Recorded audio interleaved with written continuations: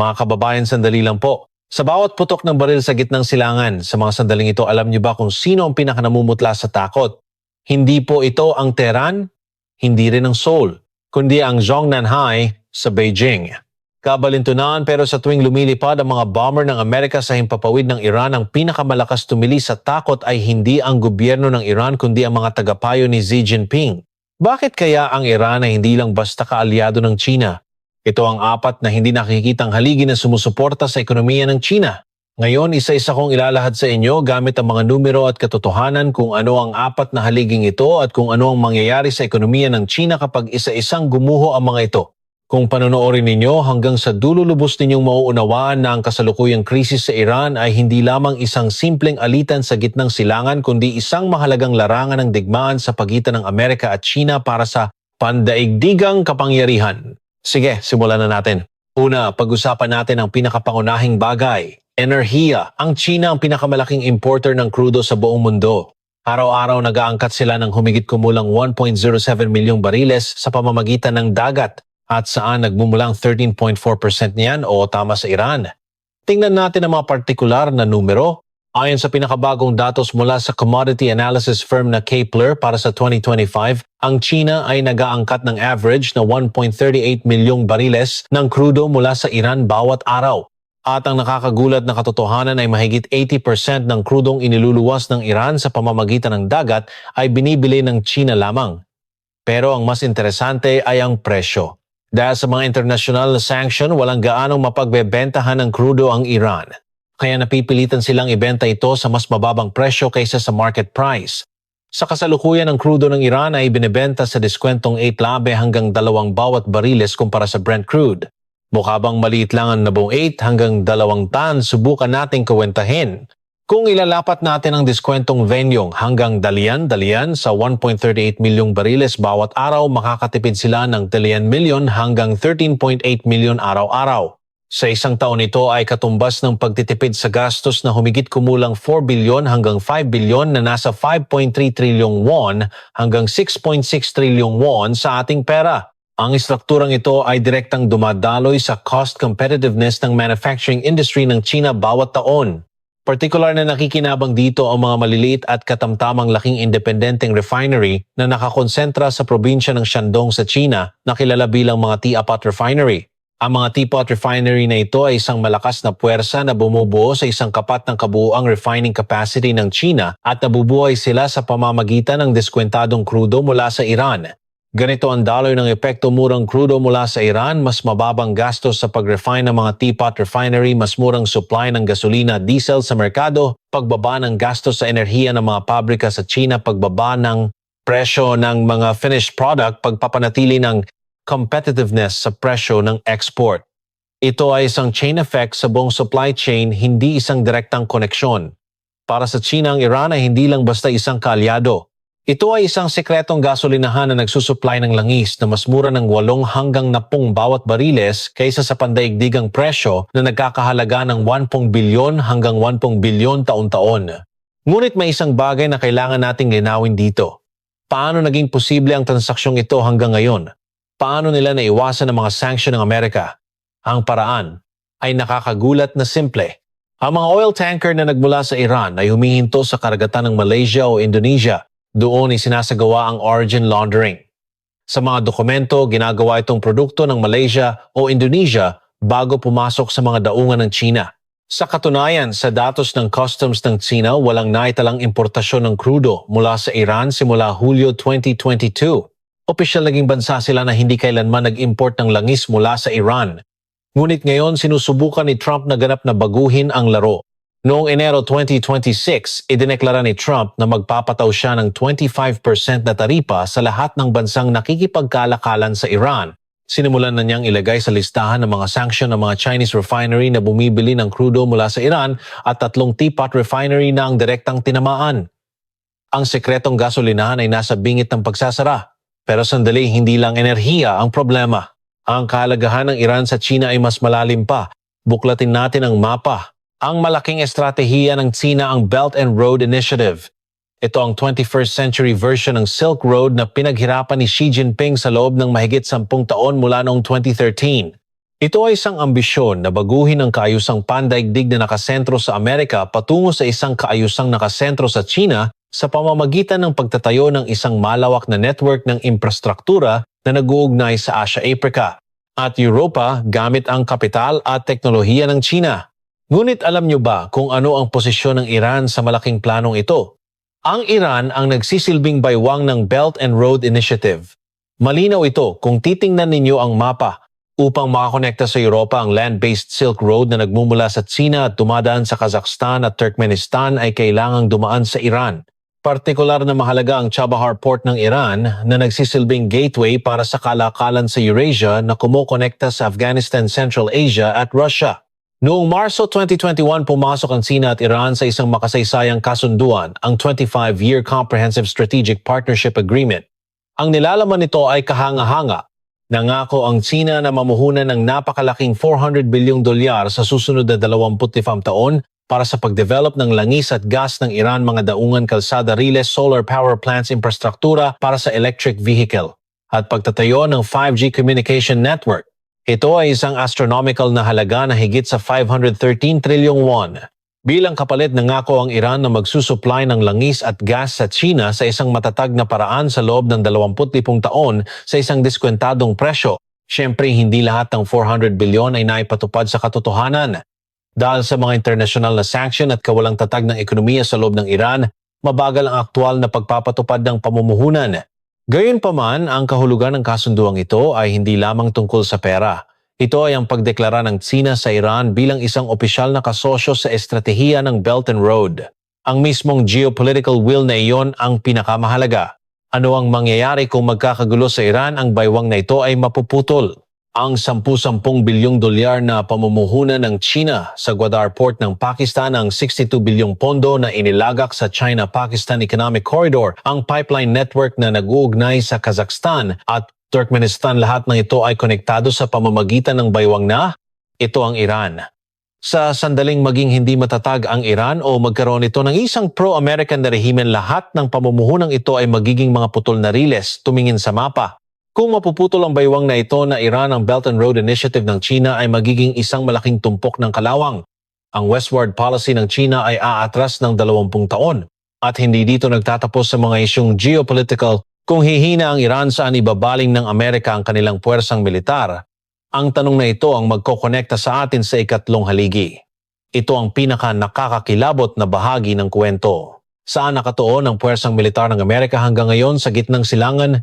Iraq, Syria, Afghanistan at Iran. Sa loob ng maraming dekada, itinalay ng Amerika ang malaking bahagi ng kanilang kapangyarihang militar at diplomatiko sa rehiyong ito. Dahil dito, sino ang nakahinga ng maluwag?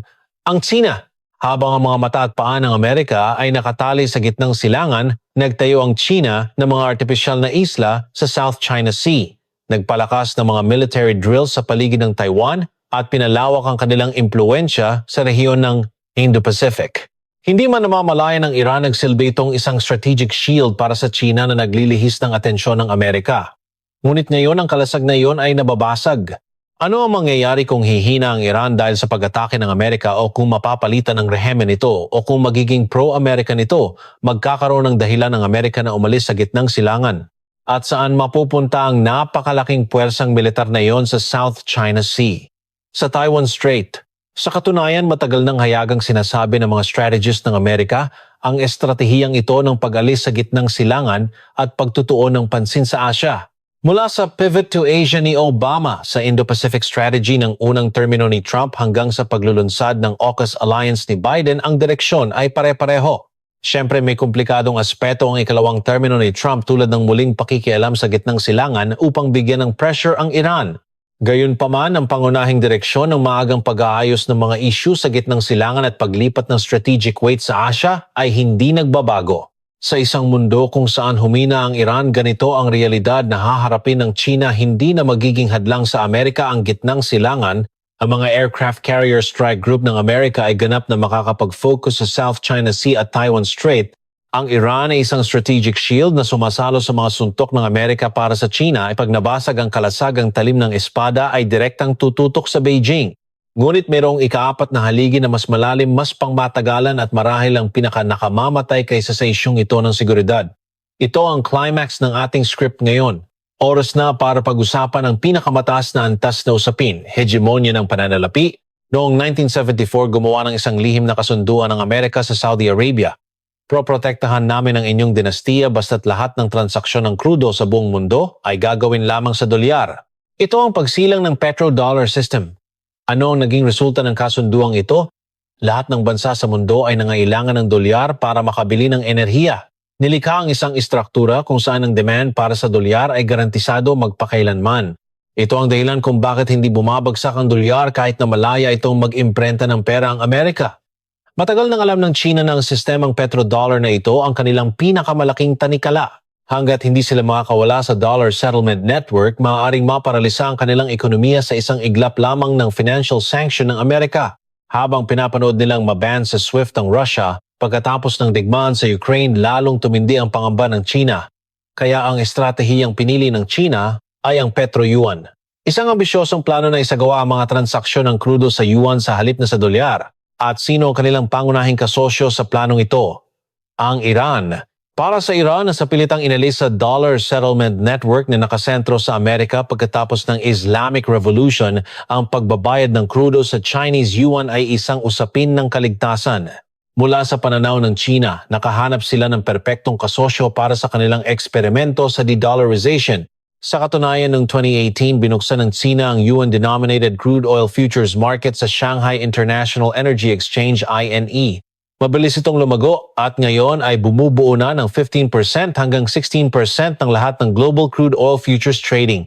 Ang pakikipagkalakalan sa Iran ang naging pundasyon ng sistemang ito. Ngunit dito inuulit ng kasaysayan ang isang nakakatakot na pattern. Tingnan ang karaniwang sinapit ng mga bansang humamon sa petrodollar system. Si Saddam Hussein ng Iraq ay sinalakay matapos ideklara na papalitan niya ang dolyar ng euro para sa bayad sa langis. Ang rehimen ni Muammar Gaddafi ng Libya ay pinabagsak matapos niyang isulong ang pagpapakilala ng isang African Unified Currency, ang dinar. At ngayon, ang Iran. Kung mapapalitan ang rehimen ng Iran at isang bagong pro-American na gobyerno ang papalit ang krudo ng Iran ay babalik sa pagiging dollar-denominated. Mawawala ang isa sa mga kuta ng petro-yuan. Mayayanig ang infrastruktura ng de-dollarization na binuo ng China sa loob ng maraming taon. Dito kailangan nating magbigay ng isang balanseng pananaw. Bagamat malakas ang pangarap ng petro-yuan, mayroon din itong mga malinaw na limitasyon sa realidad. Sa kasalukuyan, ang bahagi ng yuan sa mga international foreign exchange reserves ay nasa 3% lamang. Hindi ito may kukumpara sa halos 60% ng dolyar. Ang capital market ng yuan ay hindi pa ganap na bukas at ang exchange rate ay kontrolado ng gobyerno ng China kaya mahirap para dito na makuha ang tiwala ng mga global private investor. Kung gayon, isa lang bang ilusyon ng petro-yuan, iba ang pananaw ng mga eksperto. Ang pangkalahatang opinyon ay bagamat hindi nito mapapalitan ng dolyar sa isang iglap, malinaw ang direksyon.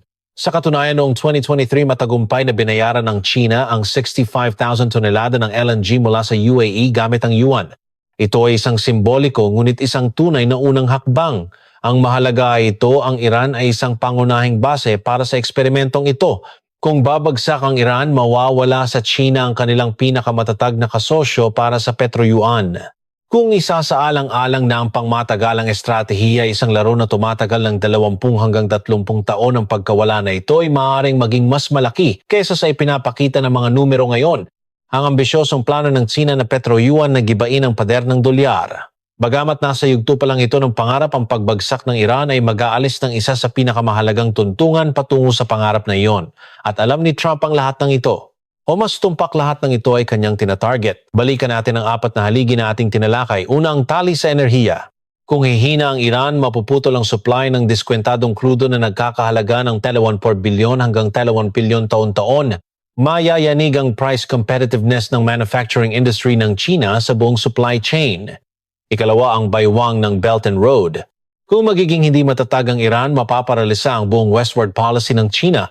Bagamat mabagal ang pagpapatupad ng kasunduan, ng buong geopolitical na plano ng China na gawing strategic partner ang Iran ay magiging walang kabuluhan. Ikatlo, ang strategic shield. Kung babagsak ang Iran, ang puwersang militar ng Amerika ay direktang tututok sa South China Sea at Taiwan Strait.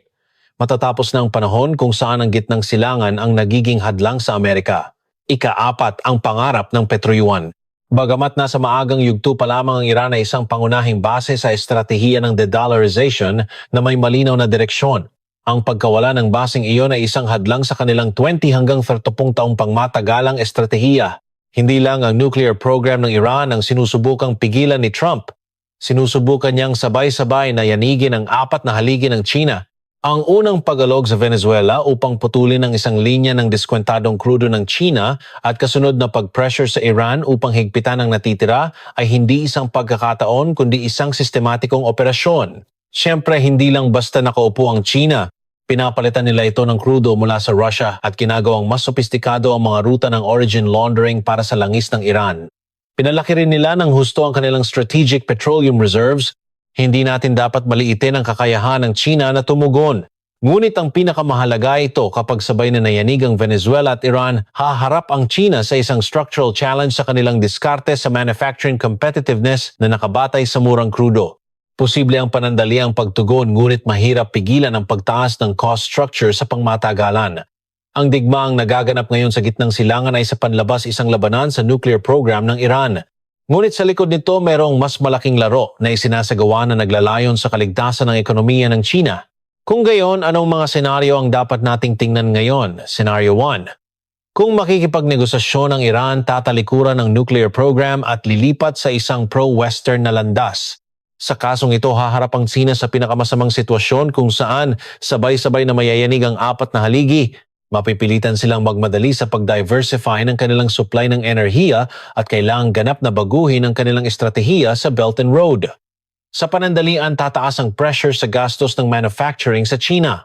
Scenario 2, kung maninindigan ng Iran at magtatagal ang tensyon sa gitnang silangan, magpapatuloy ang kawalang tatag ng presyo ng langis at mananatili ang panganib sa Strait of Hormuz.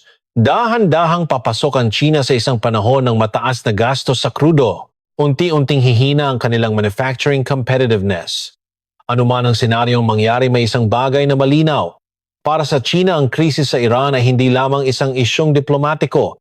Ito ay isang existential challenge kung saan nakataya ang lahat seguridad sa enerhiya, estratehiyang geopolitical seguridad militar at hegemonya ng pananalapi. Kung nakatulong sa inyo ang nilalaman ngayon, mangyaring mag-subscribe at i-like ang video na ito. Sa susunod na video, susuriin natin kung paano tutugon ng China sa krisis sa Iran at kung paano makakaapekto ang tugon na iyon sa ekonomiya ng ating bansa, ang Pilipinas. Particular nating hihimayin ang epekto ng senaryo ng pagsasara ng Strait of Hormuz sa ating mga kumpanyang nag-export. Ito ang pandaigdigang ekonomiya. Maraming salamat.